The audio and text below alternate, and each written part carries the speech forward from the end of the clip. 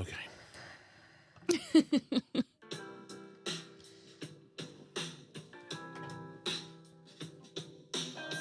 Morgan in the chat is calling you Tom Bannon.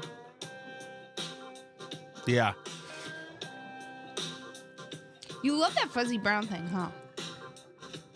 Well, I mean, I don't have many choices, but this, I mean, it's ridiculous, but it does the job.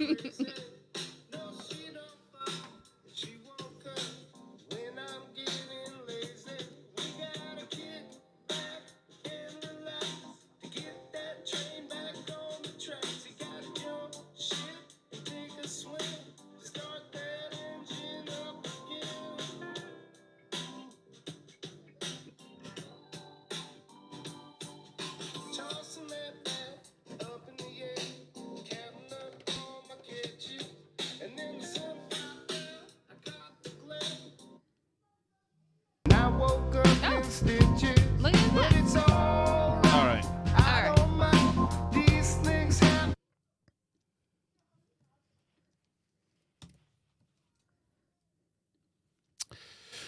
Here we go. 5, 4, 3, 2, 1. All right. Yeah, Albie. I don't think I've been this totally like disheveled. Well, I've just stopped doing things. I've stopped cutting my hair and shaving. And so I don't think I've ever been like, there's parts of my hair right now that have never been this long. It's not well, maybe when you were a kid in the 70s and you had the little Luke Skywalker do. Yeah, I don't even think this is. Yeah, I'm definitely. There's some long fur happening. I don't like it. Yeah, we'll see what happens. You know. I don't mind long It definitely. By the way, I gotta start being able to walk again. I hate this effing winter. Why do we live here? I got you snowsuits for Peter in your backpack for it's him. It's a pain in the ass rigging him up, especially with everybody in your business in this town. God forbid. You know, one of our kids was playing out sledding 3 weeks ago, and somebody had to get in our business and gave him her gloves. It's like, fuck like off. Her literal old lady mittens. Yeah. She donated to him. Just leave us alone. Leave my kids alone. Leave us alone. Okay? God, I don't want your help. I don't want you to, like, just,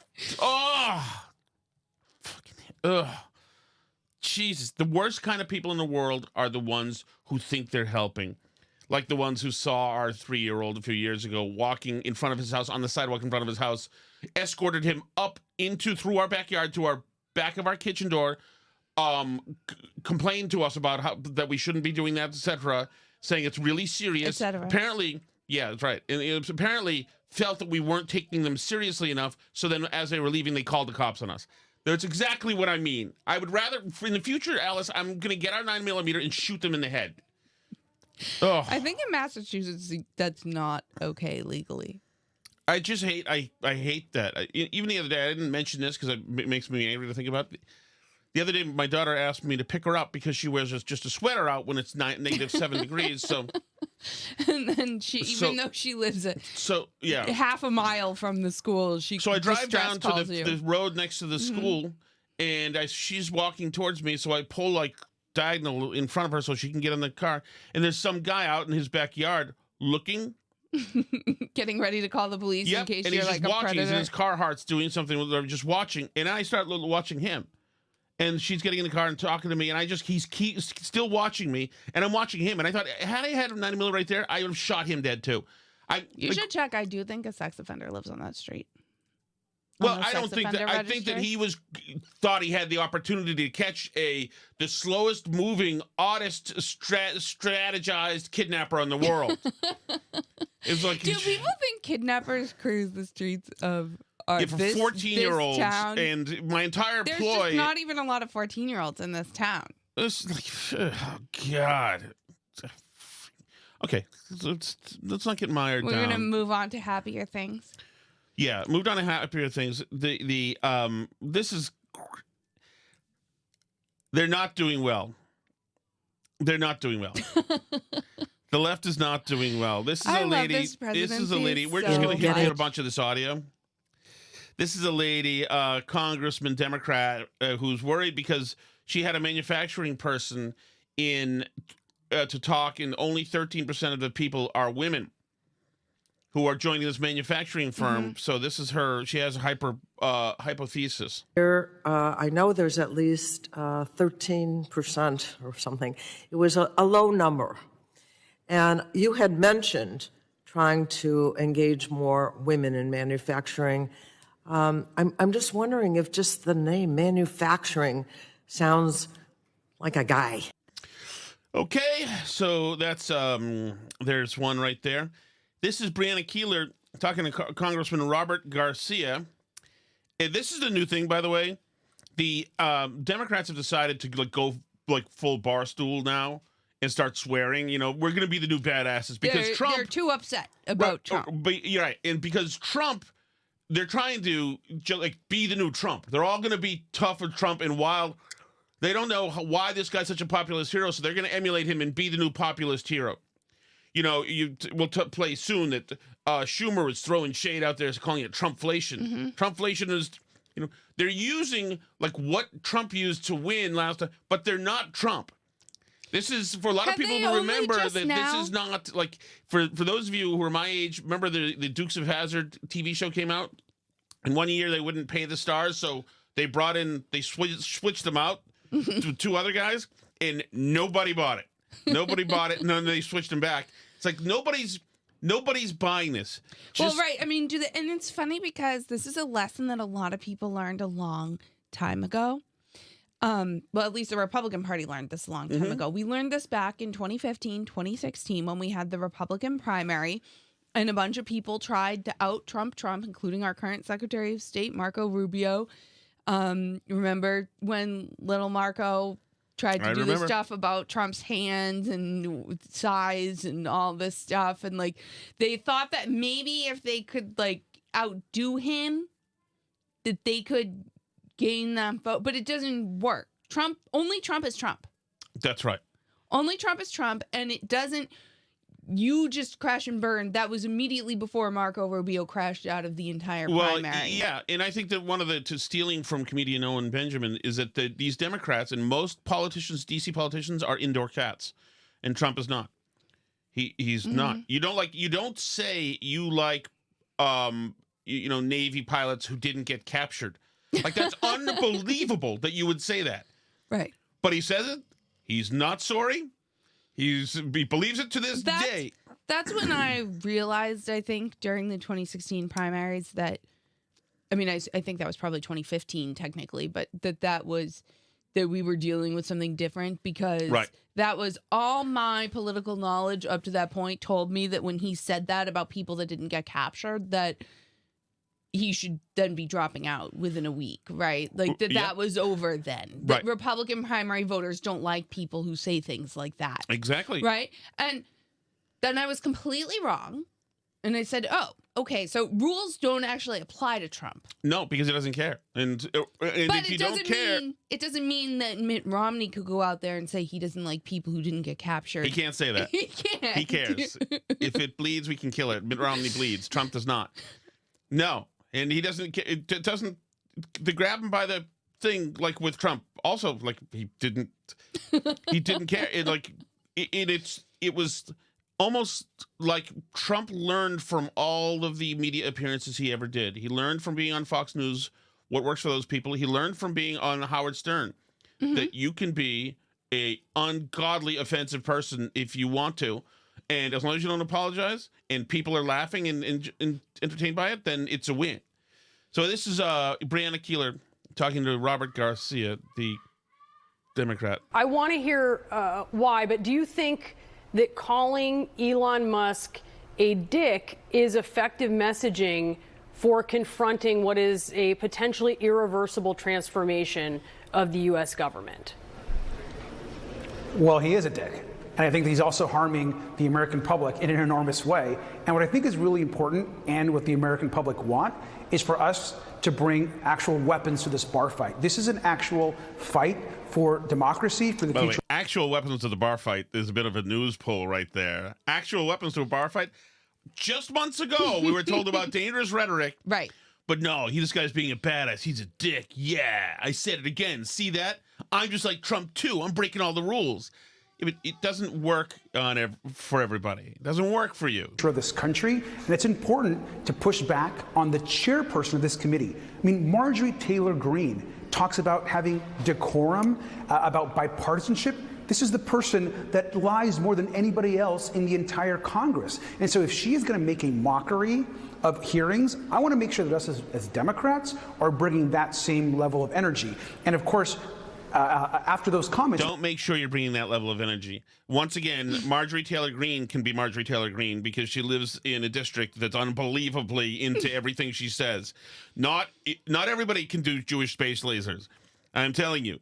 I mean, this is desperation. Right. In some districts, chasing David Hogg for answers about how he's a crisis actor would be the end of it. Right. But we went in.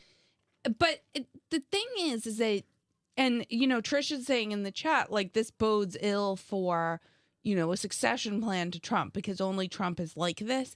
But, like, I think part of what it is that the American people have very, very strong instincts for being disingenuous. Mm-hmm.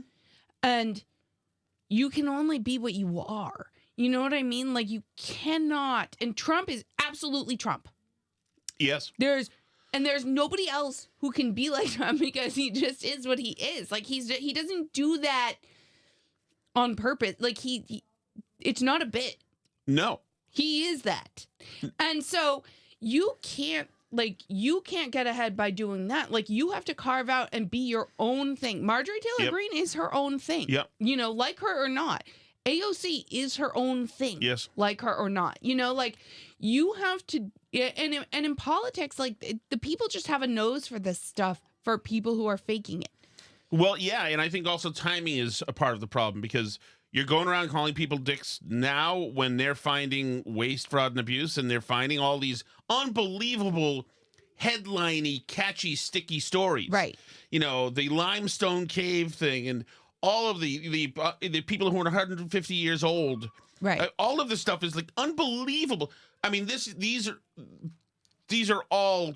I mean, these stories are, even if the dollar figure is not much, the stories are just our winning stories. Right. Who wants to die on the hill of continuing to pay out Social Security to people who are supposedly 150 years old? Who wants to die on the hill of fighting for the limestone retirement cave or whatever? Like, I mean, this stuff is ludicrous. And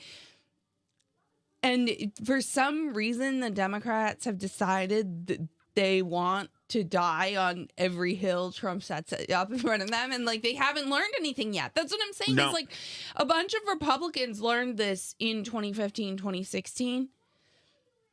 And Democrats still, 10 years later, have not figured it out. Right. And that's why you had Breonna Keeler saying, do you think it's a good idea calling this guy a dick? Because she's trying to coach him and say, remember, we're trying to point out that he's chaos and not acceptable. And you running around calling people dicks now, you're ruining that argument for us. We can't. All you are is a sore loser with a dirty mouth. So this is interesting. So Charlie says in the chat, disagree because Biden is the most disingenuous person and he won. But I think one of the things that people like about Biden is when he says stupid stuff off the cuff. I don't think so. I think people overlay an old person of character onto Biden, or at least did in 2020. And Biden's running mate in 2020 was COVID.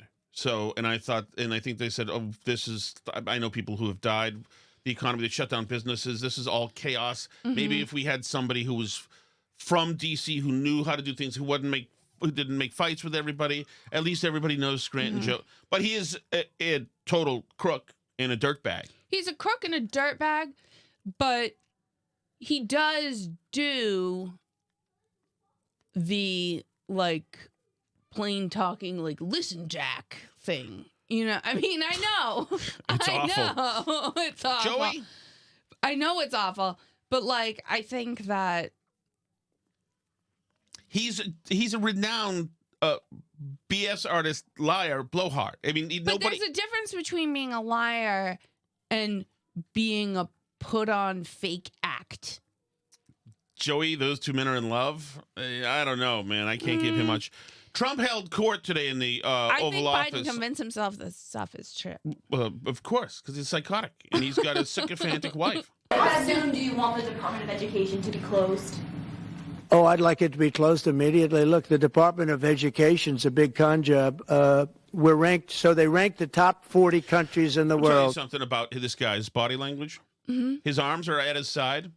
He's not nervously fidgeting with anything. He's not using the podium. He's at a podium.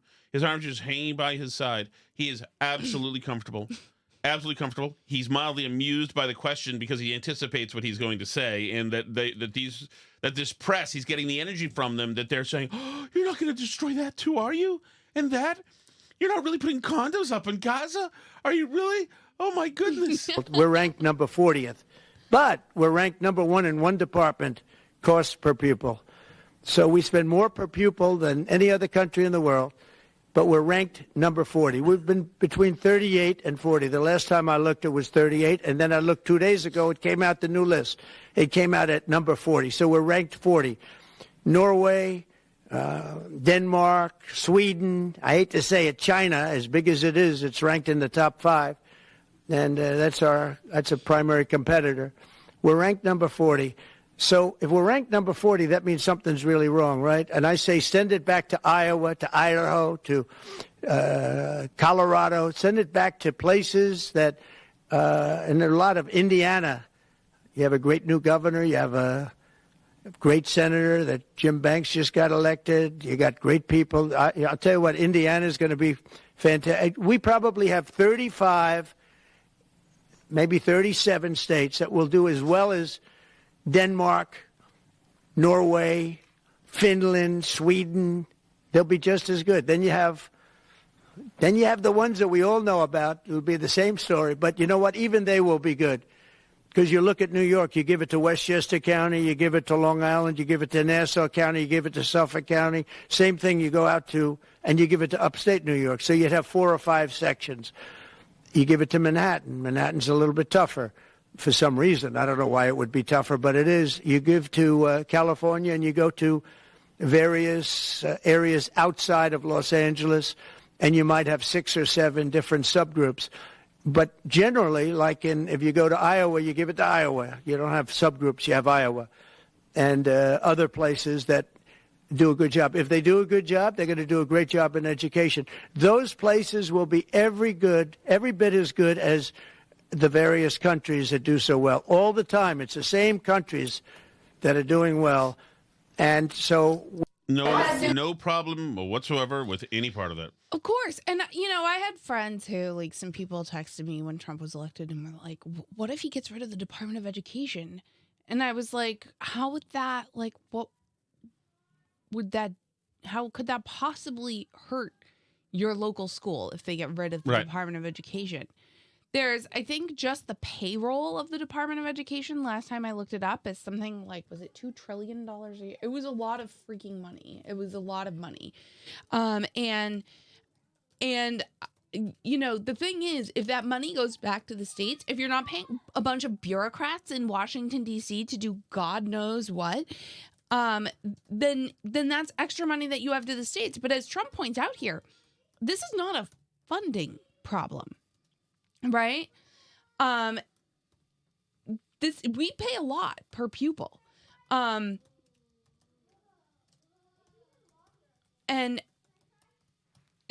the issue is that we have a bloated administrative state, right?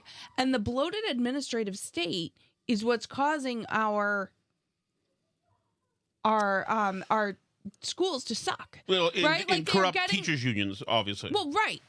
Right. But the corrupt teachers unions also, the administrators also have unions, by the way. They have, I know when we lived in Melrose, they dealt with 4 different unions. Oh, wow. The school system. It was like the administrators, the teachers, maybe like janitors or something, and then something else too. But like,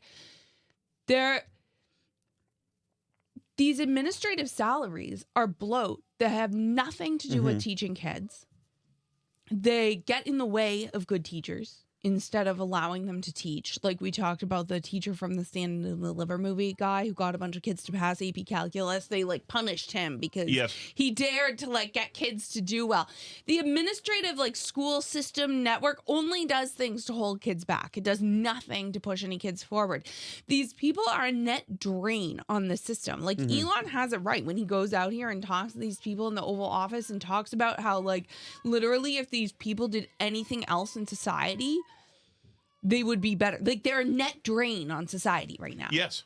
They're grifters. They're thieves. They're essential. I mean, they're fake jobs. Like, you can start with the obvious ones, like the DEI stuff, but these, like, curriculum coordinators and all this stuff, all these administrative roles that all these school systems now have, and they justify by saying that, you know, oh, well, there's unfunded mandates from the state that say we have to X, Y, Z, blah, blah, blah, blah, blah, blah, blah. Like, you need to hand it back to teachers because there's a lot of great classroom teachers out there.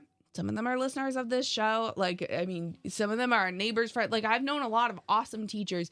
And one of the things many of them have in common is absolute disdain for the administrators of the school district because they are so, all they do is take away from the kids. And you see it in the spend per pupil because you see districts, these urban districts have enormous spend per pupil, enormous.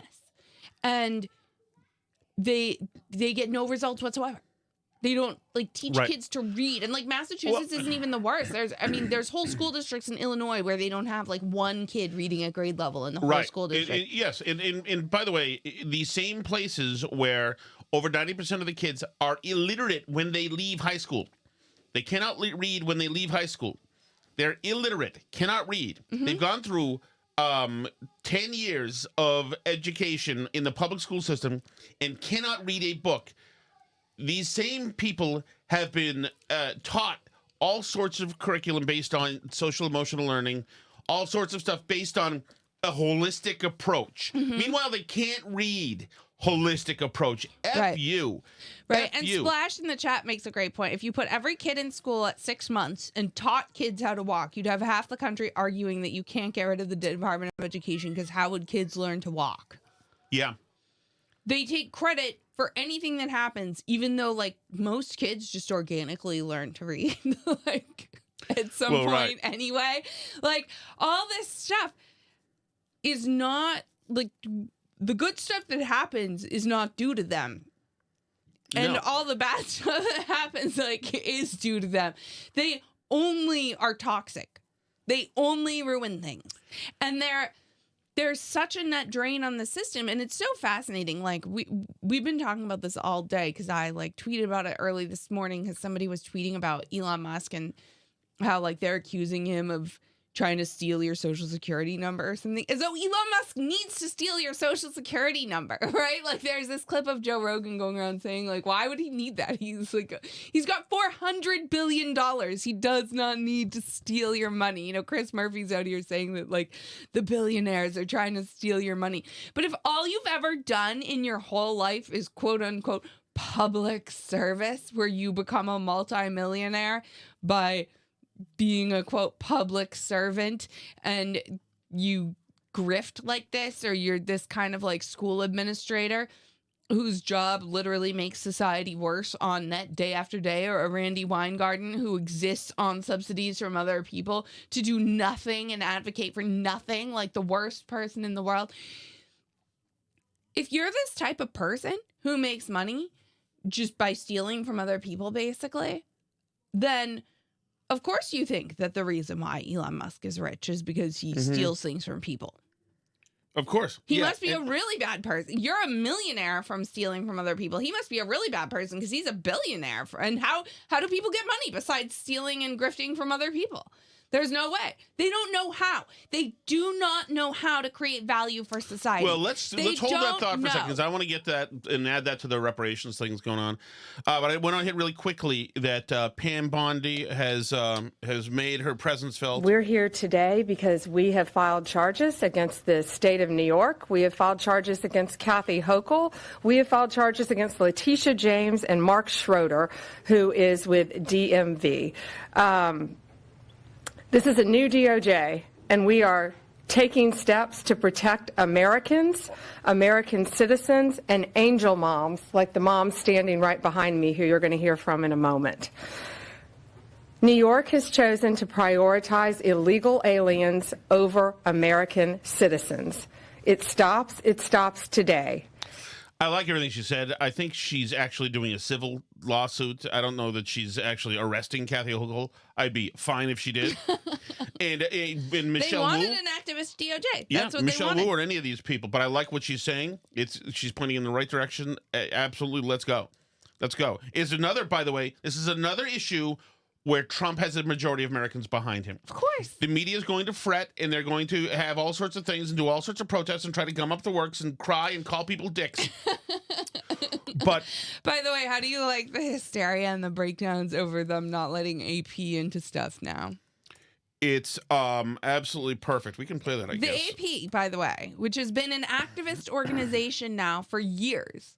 For years, you used to have to take AP stories. It's rubbish all over the place. It's garbage, and they are taken by like all these local papers everywhere. Mark is in the chat; he knows too. All these local papers take AP stories everywhere to fill in where they fired all the reporters, and like the AP is supposed to be this like non-biased, just the news. Just the facts, ma'am. Right, like, supposed news to be, source. yes. That's the idea of it.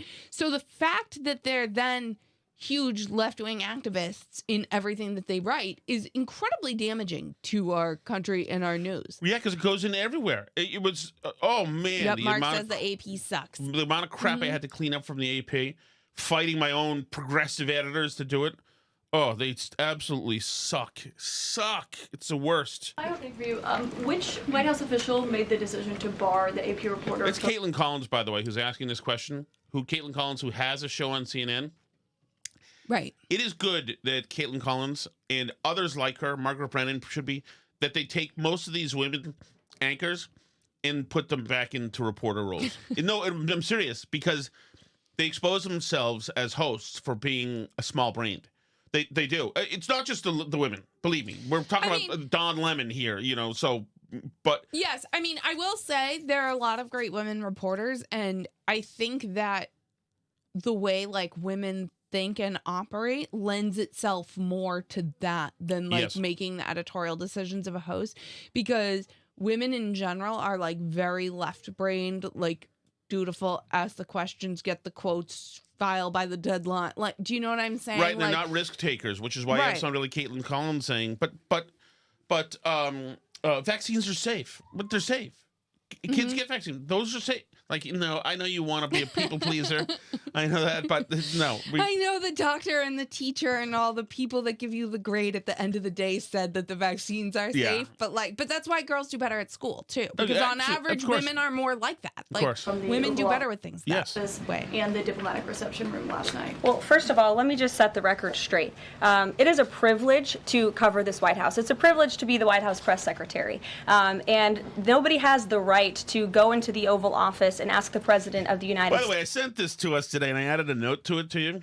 This is Caroline Leavitt is dressed with a like a white low-cut T-shirt with a blue blazer over it.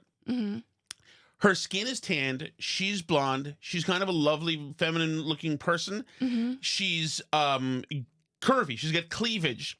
Yeah. She's ultimately feminine, and she's got it wearing a crucifix. I mean, this is precisely meant to cause the ire of the left. They like brutalists. They like the last person we had, who's dumb looking and clown hair and crazy colored clothes and silly things. Exactly. States questions. That's an invitation that is given.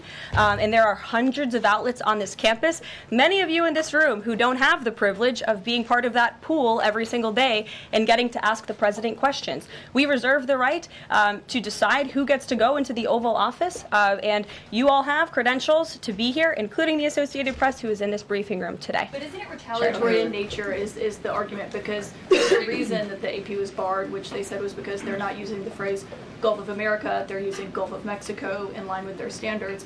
And so the question here is this setting a precedent that this White House will retaliate against reporters who don't use the language that you guys believe reporters should use? And how does that align with the First Amendment commitment that you were just talking about? I was very upfront in my briefing on day one that if we feel that there are lies being pushed by outlets in this room, we are going to hold those lies accountable. And it is a fact that the body of water off the coast of Louisiana is called the Gulf of America. And I'm not sure why news outlets don't want to call it that, but that is what it is. The Secretary of Interior has made that the official designation. And so what she's doing is rubbing Caitlin's face in the pile of you know what, and to all the reporters, it's what it is. And by bringing in the new media people who they're bringing in, it's really her telling them that we don't value you. You're not. You guys are barely legitimate, and you're gonna have to fight for your legitimacy.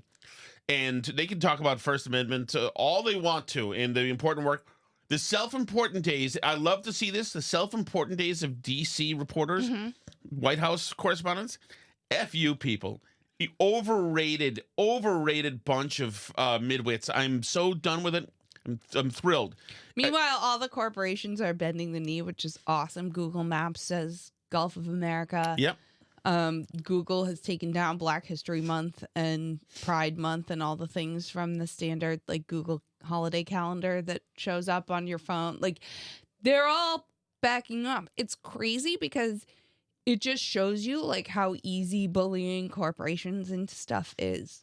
Let's get to reparations. Ayanna Presley and a crew were out there. We can legislate justice. Amen. We can legislate healing. Yes. And we're certainly long overdue. And for those that would say we need to just get over it, that's interesting. When as a nation you are benefiting right now from an economy that was built on the brutalized backs and the indignities and the horrors of chattel slavery and our African ancestors.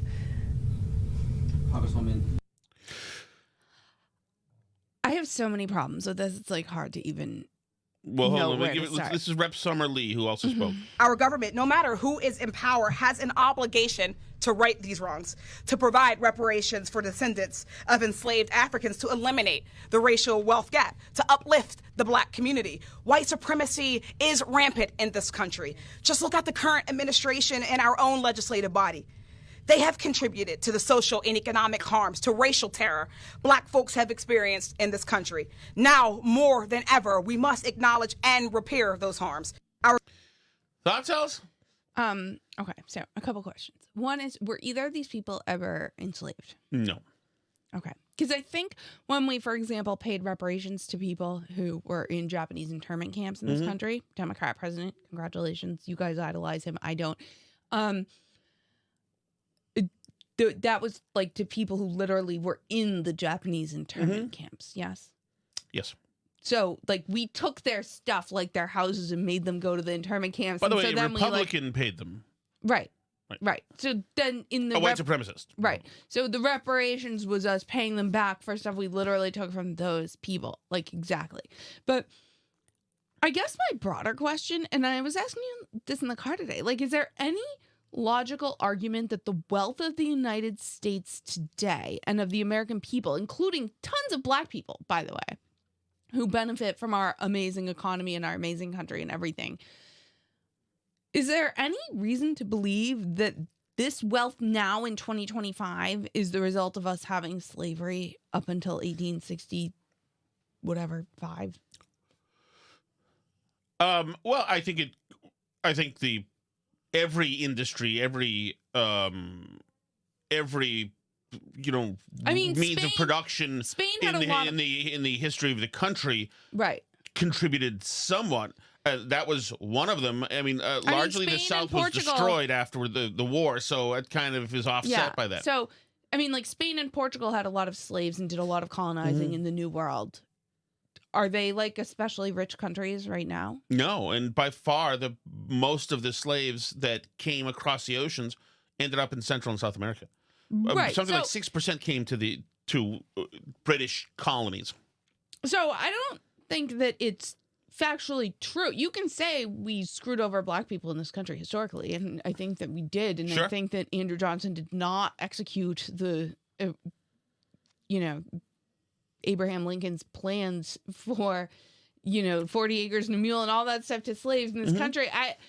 I don't think that we've been fair to black people in this country historically, but I do not think that that is the reason why America is a prosperous nation today in 2025. Correct. But it gets to this like small-minded attitude, and it's a Marxist attitude, frankly.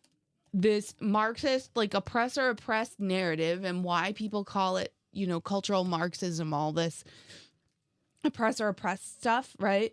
This attitude that like colonizer colonized, slave and slave owner, and that's the reason why everything is the way it is now is because of these cultural oppressions, right? This person was on top, and now that's why this person's on top now today. It has nothing to do with like any individual people, but it's these grand historical forces that move, right?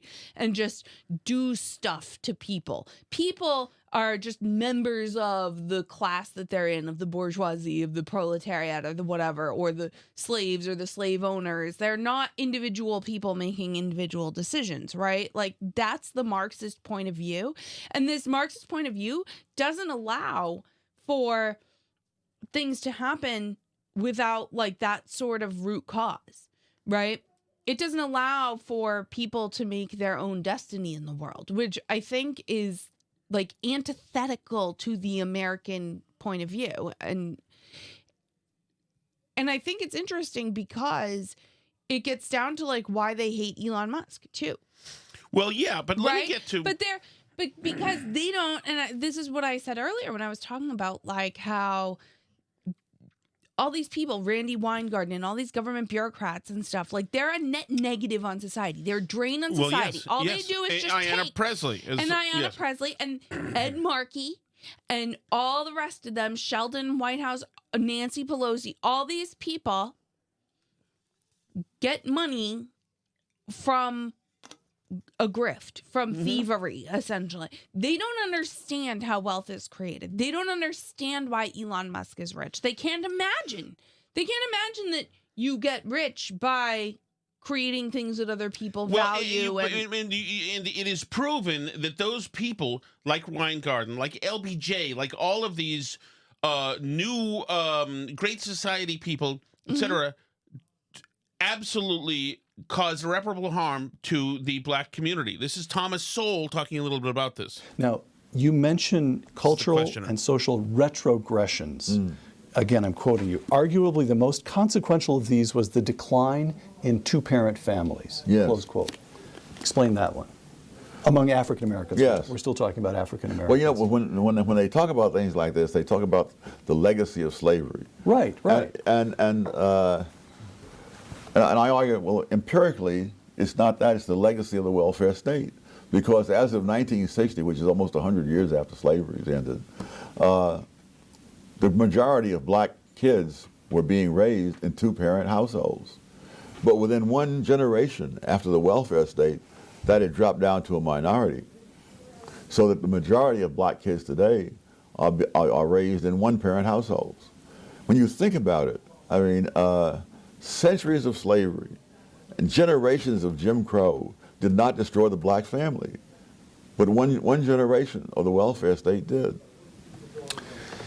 The Moynihan Report, what was it, a call for national action? Yes. The Negro family, a call for national action, 1965, and even 50 years ago. And his principal point of alarm, and again, now I'm trying to recall the statistics, but I believe the out-of-wedlock birth rate among African Americans in 1965 was 25%. Something like that, yeah. And he was so alarmed that he wrote this report, and today it's over 70%. And by the way, the rate among whites is over 1/3 at this stage. Yes. So how does the family breakdown fit into an economic understanding? Is it something, the social breakdown of the American family is something that we have to understand aside from the tools of economics? It just doesn't fit into supply and demand curves and economic history? This occurred at a time when the black income was rising. And so we're saying that previous generations of blacks with lower income and more racial barriers the family stuck together under those conditions. And under the new conditions, which were advertised to make for great progress, in fact created retrogressions. And I think many people who were gung-ho for the idea that this was going to be progress simply cannot bring themselves to look at the evidence and say, my God, we made things worse. It's the Hoover Institute, by the way. And that's quite a while ago that these observations were made, and it's only gotten worse since then. And by the way, it's a disease that has also infected white America, this welfare state. Look at like the suffering J.D. Vance went through as a kid from the same forces that have wreaked havoc on Black America, the same welfare state, family breakdown mess that the left has wrought in this country on the working class of all kinds of races. And it's fascinating because the left preaches this Marxist victim narrative, right? Oppressor, oppressed, you can't get ahead. And that narrative, like, that's a poison. It's poison. It's toxic. It's toxic to tell little kids, you can't get ahead. Nothing you do will matter. Trying doesn't matter. The people that got ahead only got there by stealing from you. Right. You can continue to underachieve, to be the worst version of you because you haven't gotten a check yet for all the mean things that they did to your great grandparents. Right. And they're told that people like Elon Musk are where they are because something emerald mine that doesn't exist, the emerald mine, whatever, like South Africa's segregation, something, colonization, something, Elon Musk. No, Elon Musk is not a freaking billionaire because of something that happened in South Africa 400 years ago. Right. Elon Musk is a billionaire because he makes a lot of stuff that people like. Jeff Bezos is a billionaire because he sends things to your house that you want to buy from him. Like, I mean, this isn't hard, but they don't get it. They don't know what creates value for society, and they think that the only way people get ahead is by stealing and grifting and getting government jobs. That's the only thing they know. It's the only thing they understand, and I don't mean Black people, by the way. I mean all government hacks. I mean the Randy Weingardens. I mean the Nancy Pelosi's. I mean the Ed Markeys and the Sheldon Whitehouses and all these people who make their money on the backs of the American taxpayer and add nothing of value to any conversation. Yep.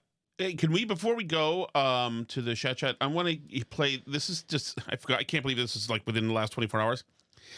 The Worcester, Massachusetts voted to become a sanctuary city for transgender and diverse people. And the what city, does that even mean? Are we deporting transgender people? This is very visual, but it's also audio. Imagine every freak that you can imagine here at the microphone.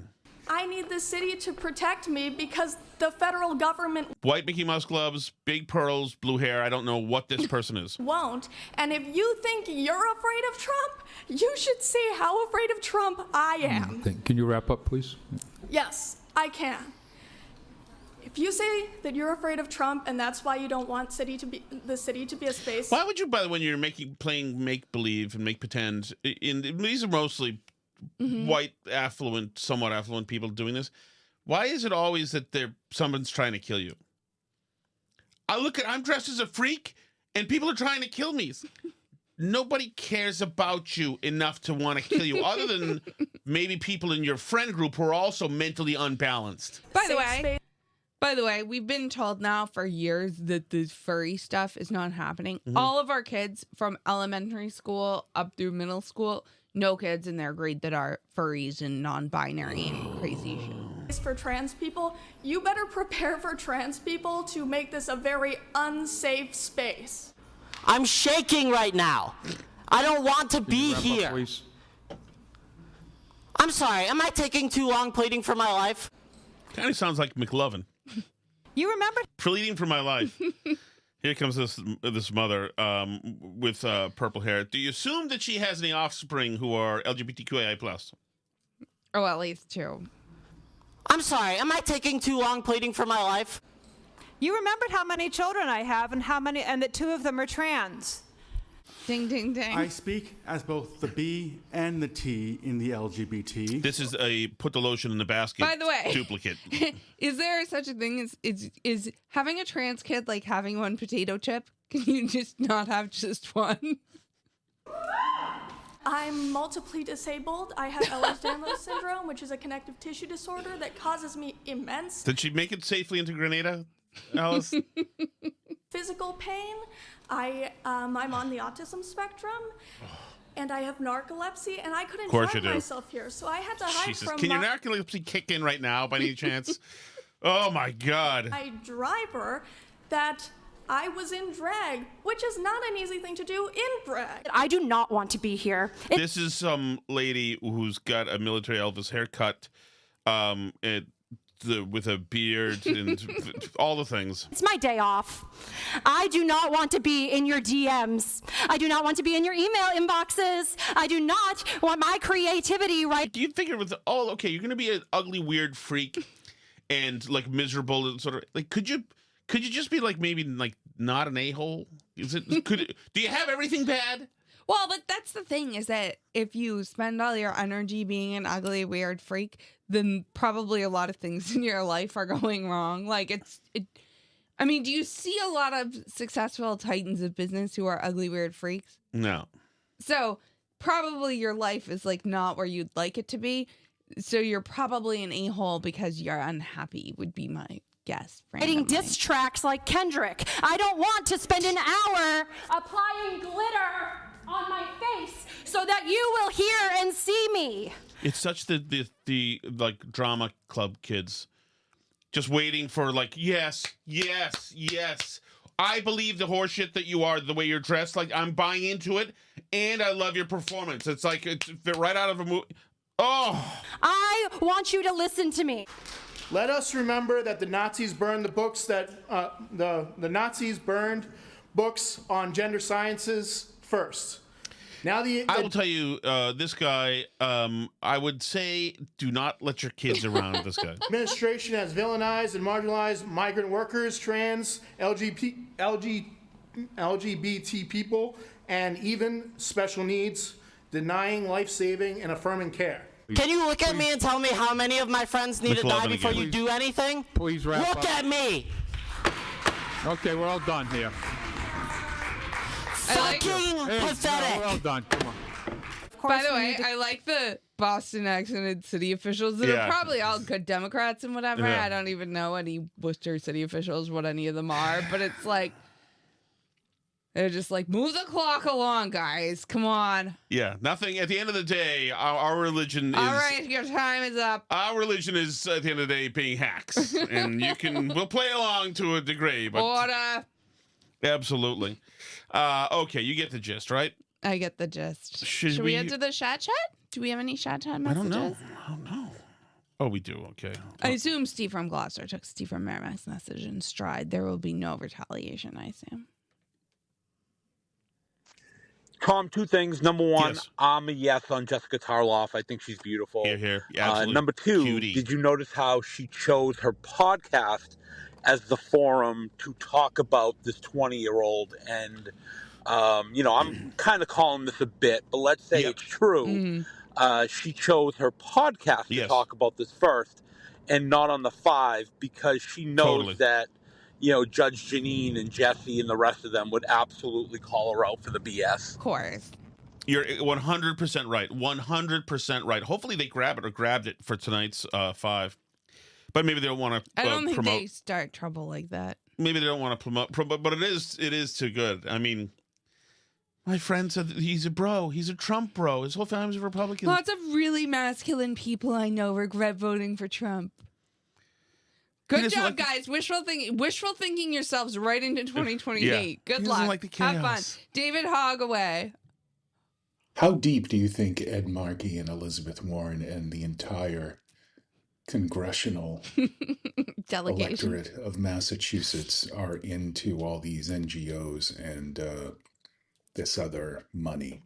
Oh, deep. Oh, yeah. Can you imagine? All kinds of how speaking much fees and stuff. Can you imagine if they discover all kinds of cash going to these people? Will they resign?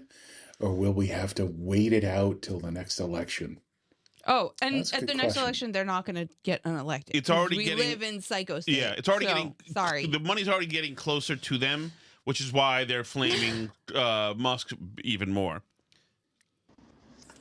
Hey guys, I have a question, right? Yes. Do you think it's becoming a little stale that people are letting you guys know how long it takes for them to record a message when they leave them? You heard that shot, right? Mm-hmm. Hold on, let me start this again. It was ooh. Hey guys, I have a question, right? Ooh. Do you think it's becoming a little stale that people are letting you guys know how long it takes for them to record a message when they leave them, right? Because I found that it was funny maybe the first week, right? And then it's really not that funny anymore, right? So if you guys have a chance, right, you should let me know your thoughts on that, right? Shots fired at the Lexington Yacht Bunny. Thoughts? Did you not feel called out? I feel called out. Well, do you wish to address this? Etc. What do you mean? I mean, we all have our verbal tics. I do not have a verbal tick, but okay, called out on your rights, and you're just taking the hit. I'm just taking the hit. I don't know what else to say about that. Oh my goodness. Didn't see the halftime show. Can't remember the last time I actually have. Only rap I actually even like is Two Life Crew. Fantastic. Yeah. But I just can't believe that the same guy that in his youth was sashaying around the living room with a lace doily draped over his shoulders and belting out "Hello, Frisco" at every opportunity. The same guy who just recently claimed some rubbish jazz song, one and the same, but some. That was Midnight in Moscow. It was a great song. As a matter of fact, you talk about doilies.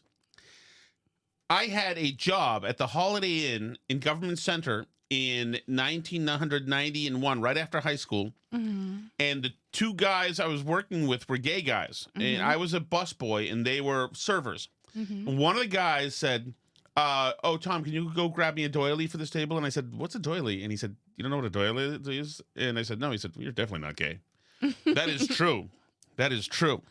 Jazz song, St. Petersburg Pickle Smooch or something. That is not. No. It's Midnight in Moscow. Kenny Ball and his Jasmine. "Quote unquote," rocked as hard as a Metallica song. Correct. That guy's the arbiter of what was good or not in the Super Bowl halftime show? Yes. Yeah. Keep trying. That is absolutely true. Would you just open the door and come on out? No, incorrect. Him and Steve Merrimack, and I bet you Tim is the same way. Definitely vinyl records. Oh, vinyl records. They're going to show you their vinyl. I don't know if Tim and Ken has a vinyl record. He's a vinyl record DP. He is absolutely. No, he's not. He's an Android phone using Excel vinyl record. He dude, got this awesome. Oh, he's got another thing for us. It's I don't in his think car. He got this, Alice. You know where he got this? We still have to give Tommy in New Hampshire his picture before our kids destroy it, please. Yes. Do you know where he got this radio behind me, Alice? You know where he got it? Flea market. No, because he goes antiquing with his friends on the weekends. That's exactly how. Oh, wow. Sorry to leave another message. That's okay. But Steve, FYI, when I meet women these days, I have to give them a fake first name. And the reason is because when I used to tell them my real first name, for some reason they would shriek, they would cover their drinks, and they would run away in fear. So my assumption is that they have PTSD from all the hell that you used to put them through, you creep. What? So now by giving these women a fake first name, I found that my chances of getting lucky has gone way up. So Steve from Merrimack has ruined the social life of all the other Steves. Apparently. So just another Steve. Can you confirm? I don't know what you used to do to women in the past. I'm not going to question you. But I now have to give a fake first name because of you. So, thanks, Steve. Wow, that's a damning legacy for Steve from Merrimack that people can't use that name anymore. That he's made people feel so unsafe. Oh my goodness, Albie. Thank you so much for listening, everybody. Thanks for the chat messages. Appreciate it. You can criticize my rights all day. I don't have anything in the I'm out of stuff. I appreciate all you guys. I appreciate all your messages. If you want to join the Patreon where you can live chat with us and watch live every day, you can do that at patreon.com/burnbarrel. There's also some extra content each week if you like listening for free, burnbarrelpodcast.com.